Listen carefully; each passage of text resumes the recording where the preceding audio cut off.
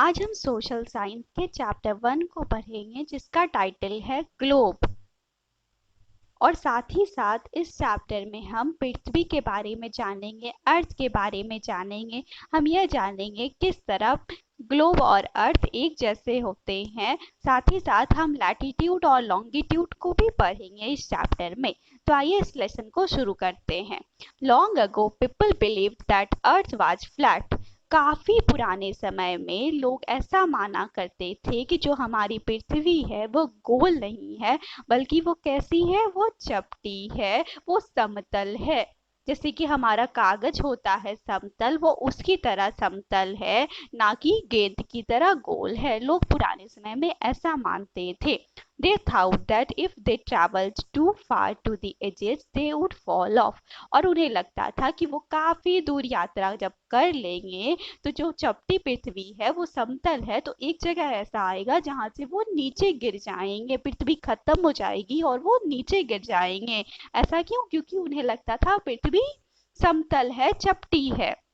Nicholas Copernicus, a famous astronomer of Poland, was the first who said that Earth is round and that the Sun is in the center of solar system. Nobody believed him then. Nicholas Copernicus, जो कि एक प्रसिद्ध astronomer थे, Poland देश के रहने वाले थे, उन्होंने पहली बार कहा कि पृथ्वी चपटी नहीं है बल्कि पृथ्वी गोल है, राउंड है। और सन जो है, सूरज जो है, वो सोलर सिस्टम के बीच में आता है। तो अब आपका क्वेश्चन होगा कि ये सोलर सिस्टम होता क्या है। हम जानते हैं सन होता है और बाकी 8 प्लैनेट्स होते हैं। जैसे कि कौन कौन होते हैं? मरकरी होता है, वेनस होता है, अर्थ होता है, मार्स होता है, जुपिटर होता है, सैटर्न होता है और नेपच्यून होता है। तो सन और नेट को मिलाकर के हम सोलर सिस्टम बोलते हैं। तो ये सन कहाँ होता है? सन बीच में होता है और बाकी सारे ग्रह प्लैनेट जो होते हैं वो चक्कर लगाते हैं सूरज के। जिसके चक्कर लगाते हैं? सूरज के। दूसरी तरह बाकी सारे हैं वो भी सूरज के चक्कर लगाते हैं। इसे ही हम सोलर सिस्टम बोलते हैं।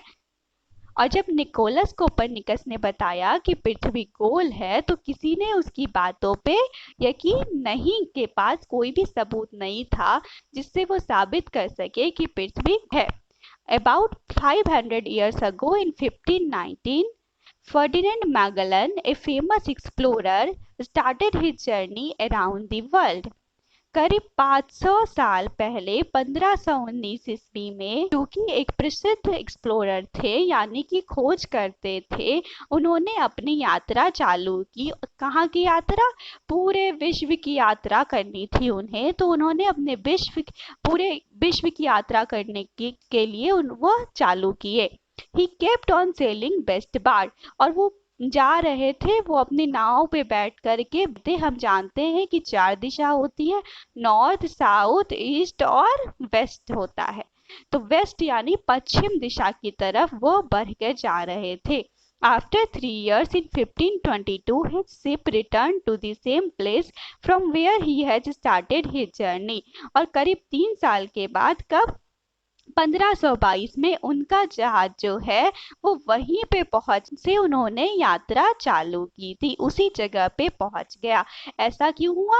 क्योंकि पृथ्वी गोल है और हम कहीं से भी चलेंगे तो हम वहीं पे पहुंच जाएंगे जहां से हमने शुरू किया था। ऐसा सिर्फ गोल चीजों के पे होता है, चपटी चीजों पे नहीं हो सकता। This could be possible only on a rough round surface. ये सिर्फ गोल चीज हो सकता है कि हम जहां से शुरू करेंगे वहीं पे पहुंच जाएंगे। जैसे कि उन्होंने अगर यहाँ से शुरू किया होगा तो वो पूरे विश्व का चक्कर लगा के वापस यहीं पे पहुंच गए होंगे। Magellan thus proved that the earth is round. Today satellite photographs also confirm that the earth is round. और इसी बात से मैगलन जो थे, फर्डिनेंड मैगलन, जो जिन्होंने यात्रा की थी, वो बोले कि पृथ्वी गोल है। और आज के समय में जब वैज्ञानिक ने तरक्की कर ली है तो हमारे पास बहुत सारी ऐसी तस्वीरें भी है जो हमें बताती है कि पृथ्वी गोल है। Our earth is very large, हमारी पृथ्वी बहुत बड़ी है, वो बिल्कुल गोल है जैसे कि नारंगी की तरह। It has two flattened point on both side. हमारी पृथ्वी गोल है नारंगी की तरह, लेकिन अगर आप नारंगी को ध्यान से देखेंगे तो आपको पता चलेगा कि नारंगी गोल होने के साथ साथ ऊपर और नीचे से थोड़ी दबी हुई, थोड़ी सी चपटी भी है, और इस चपटे को पोल्स बोलते हैं। जैसे कि यहाँ पर और यहाँ पर ये दो पोल्स हो गए। ऊपर वाले को हम नॉर्थ पोल बोलेंगे और नीचे वाले को साउथ पोल। जो नॉर्थ में होता है वो नॉर्थ पोल, इधर नॉर्थ पोल है और इधर साउथ पोल है। It is not possible for us to study the earth without the help of some model which can depict the earth's surface as it is smaller scale. We use the globe for this purpose. हम बिना किसी model के पृथ्वी को नहीं समझ सकते हैं, इसीलिए हमने ग्लोब बनाया, क्योंकि ग्लोब जो है वो बिल्कुल पृथ्वी के जैसा है, बस छोटे आकार में है।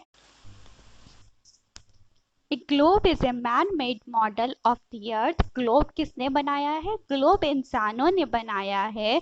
वो बिल्कुल पृथ्वी की तरह लगता है, और वो किस लिए बनाया गया है? ताकि हम पृथ्वी के बारे में जान सके, पृथ्वी को नजदीक से देख सके। Globe give us an accurate picture of earth surface. जैसी पृथ्वी की सतह है, ग्लोब बिल्कुल हमें वैसा ही दिखाता है। We can see only one part of earth at the same time. To see the other part we have to rotate the globe. जब हम कभी ग्लोब को देखते हैं, ग्लोब को सामने में रखते हैं, तो हम ये देख पाएंगे कि हम सिर्फ ग्लोब के आगे का हिस्सा देख पा रहे हैं, और पीछे के हिस्से को देखने के लिए हमें ग्लोब को घुमाना पड़ता है और पीछे का हिस्सा आगे लाना होता है। बिल्कुल हमारी पृथ्वी भी ऐसी ही है। पृथ्वी गोल है और एक बार में सिर्फ आगे आगे का हिस्सा दिखता है और पीछे का हिस्सा पीछे होता है, जैसे कोई गोल वस्तु होती है, बिल्कुल उसी तरह। It also has an axis like that of the earth.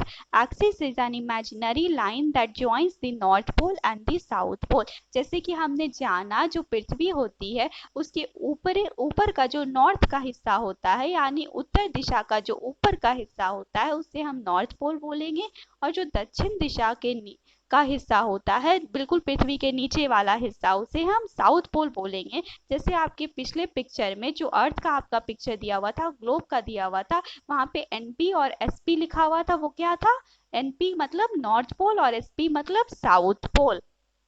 तो एक्सिस एक ऐसी लाइन होती है जो नॉर्थ पोल को साउथ पोल तक जोड़ती है। जहाँ पे नॉर्थ पोल था और वहां पे साउथ पोल था, अगर हम पेंसिल से दोनों लाइन को मिला देंगे, दोनों नॉर्थ पोल और साउथ पोल को मिला देंगे, तो क्या बन जाएगा? एक्सिस बन जाएगा। On the globes are known as oceans. Oceans किसे बोलते हैं? करीब हमारे पृथ्वी का 70% हिस्सा जो है वो पानी से ढका हुआ होता है, वहाँ पे पानी होता है, और इसी पानी को हम ओशियन बोलते हैं। इंडियन ओशियन और पैसिफिक ओशियन, ये 4 ओशियन हमारे पृथ्वी पर पाए जाते हैं। These bodies of water are shown in blue color on the globe. Globe पे इसे किस तरीके से हम दर्शाते हैं ओशियन को? ब्लू कलर से कहलाता है। Similarly, the land masses covering the remaining 30% of the earth's surface are shown in brown color. उसी तरह जो जमीन का हिस्सा होता है ग्लोब पे, उसे हम किस रंग से दर्शाते हैं? उसे हम भूरे रंग से दर्शाते हैं। तो पृथ्वी पे क्या है? 70 called continents. These are 7 continents: Asia, Africa, North America, South America, Europe, Australia and Antarctica. Countries are shown in different colors on the globe for easy identification. जो बड़े बड़े है उसे हम ओशियन बोलते हैं, उसी तरह जो जमीन के बड़े बड़े हिस्से होते हैं उसे हम कंटिनेंट बोलते हैं। तो जैसे 4 ओशियन थे, वैसे ही 7 कंटिनेंट होते हैं। क्या क्या नाम है उनका? Asia, Africa, North America, South America, Europe, Australia और Antarctica. The northern most point of the earth, north की दिशा में, उत्तर की दिशा में, उसे हम नॉर्थ पोल बोलते हैं। Similarly the southern most point is called the south pole. उसी तरह सबसे दक्षिण वाला जो हिस्सा होता है पृथ्वी का, यानी सबसे नीचे वाला, उसे हम साउथ पोल बोलते हैं। The North Pole is in the middle of frozen Arctic Sea, whereas the south pole lies in the frozen continent of Antarctica.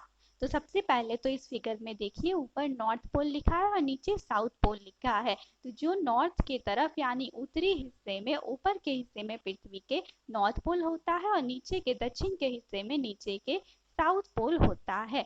The south pole lies in Antarctica यानी कि नॉर्थ पोल कहाँ था? Arctic में। आपने 4 ocean पढ़े थे, उसमें एक आर्टिक था। तो नॉर्थ पोल वहां पाया जाता है, ऊपर में आर्टिक ओशन पाया जाता है। जबकि साउथ पोल कहाँ है? अंटार्कटिका में। आपने कंटिनेंट्स पढ़े थे, उसमें एक कंटिनेंट था अंटार्कटिका, वहां पे साउथ पोल पाया जाता है। For better reference, Earth has divided into two equal halves by an imaginary lines called the equator. अगर हम पृथ्वी को बीच से काट देंगे दो हिस्सों में, जैसे कि एक बॉल होता है, उसके बीच से अगर हम काट देंगे तो दो आधे आधे अधूरे अधूरे गोल हिस्से हमें दिखाई देंगे। तो मान लीजिए इसे हमने बीच से काट दिया है, जैसे कि एक लाइन भी जा रही है, ध्यान से देखिए, जिसके ऊपर सब कुछ पीला है और जिसके नीचे सब कुछ लाल है। वो लाइन जब बीच से हम पृथ्वी को काट देंगे तो वो लाइन कहलाती है हमारी इक्वेटर।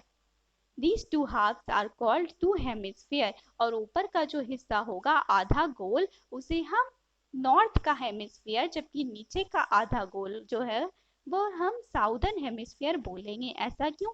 क्योंकि ऊपर नॉर्थ पोल होता है, नॉर्थ दिशा होती है, इसीलिए जो आधा कटा हुआ हिस्सा होगा इक्वेटर के ऊपर वाला, यानी जो पृथ्वी के बीच से लाइन गई है वो इक्वेटर कहलाएगी। पोल हिस्सा होगा वह नॉर्दर्न हेमिस्फीयर। क्यों? क्योंकि वहाँ पे नॉर्थ पोल है। और पृथ्वी के नीचे का जो हिस्सा होगा आधा, उसे साउदर्न हेमिस्फीयर। क्यों? क्योंकि वहाँ पे साउथ पोल है।